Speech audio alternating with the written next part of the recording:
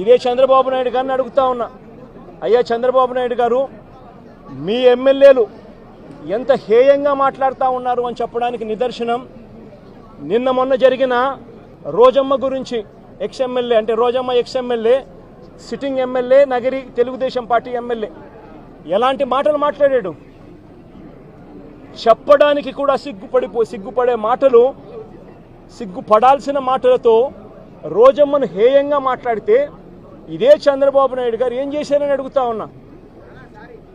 మొన్న ZP chairman హారికమ్మ car ఆపి అద్దాలు పగలగొట్టి కర్రలతో దాడులు చేసి కారులో తాను తన మొగుడు ఉండగానే దుర్భాషలాడుతూ అన్యాయమైన తిట్టులు తిడుతూ వారి మీద దాడి చేయడం అన్నది మీ డిక్షనరీలో అర్థం ఏమిటి చంద్రబాబుని అడుగుతా ఉన్నా.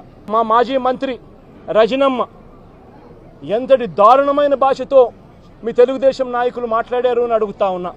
నేను అడుగుతా ఉన్నా, ఇవన్నీ జరుగుతూ ఉన్నప్పుడు మీ మంత్రుల ఇళ్లకు, మీ ఎమ్మెల్యేల ఇళ్లకు ఇదే మాదిరిగానే మా వాళ్ళను కూడా పంపించి హత్య చేయించే కార్యక్రమం మొదలెడితే రేపొద్దున రాజ్యాంగం అనేది బతుకుతుందా అని అడుగుతా ఉన్నా.